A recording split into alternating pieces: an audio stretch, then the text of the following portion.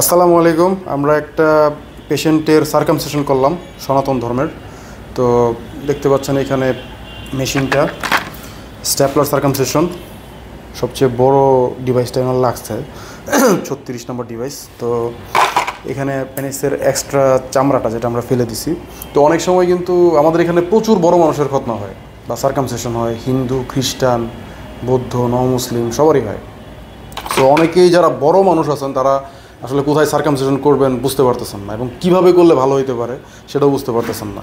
সেক্ষেত্রে stapler circumcision আপনারা choose করতে পারেন। এই ক্ষেত্রে ব্লিডিং হওয়ার চান্স খুবই কম থাকে, এবং হইলেও সামান্য একটু হয়, সেটা ম্যানেজেবল আর কি। নর্মালি হাতে কেটে খতনা করলে যে সমস্যাগুলো হয় সেই ক্ষেত্রে স্ট্যাপলার সার্কামসিশন কিন্তু অনেক বেশি এগিয়ে আছে, কারণ স্ট্যাপলার সার্কামসিশন করলে আপনার হাতে কাটাকাটির কিছু নেই। জাস্ট এই মেশিন দিয়ে চাপ দিলে অটোমেটিক রাউন্ড শেপে আপনার কেটে যাবে। তেমন কোনো শিলিরও দরকার পড়ে না, যেমন এই পেশেন্টের কোনো শিলি লাগে নাই, এবং ওনার অপারেশনে কোনো ব্লিডিংই হয় না। দেখতে পাচ্ছেন আমার গ্লাভস কিন্তু এখনও একদম ব্লিডিং শূন্য আর কি, কোনো হাতের মধ্যে কোনো রক্তপাত কিচ্ছু নেই। সো স্ট্যাপলার খতনার সুবিধাটা হচ্ছে আপনার হাতে কাটাকাটি করতে হচ্ছে না, সরাসরি রাউন্ড একটা শেপ চলে আসতেছে মেশিনে প্রেস করলেই।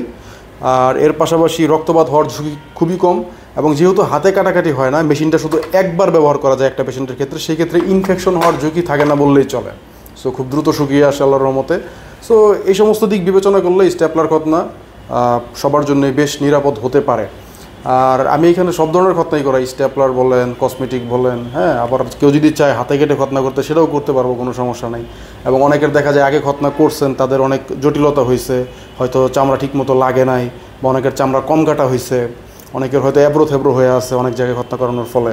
সো সেগুলোর রিভিশন সার্কামসিশনে কিন্তু আমাদের এখানে করা হয় প্রতিনিয়ত। সো যাদের সার্কামসিশন রিলেটেড বিষয়গুলো জরুরি তারা চাইলে আমাদের কাছে আসতে পারেন। আশা করি আল্লাহ তাআলার রহমতে একটা ভালো সমাধান পাবেন। সবাইকে অসংখ্য ধন্যবাদ। আসসালামু আলাইকুম।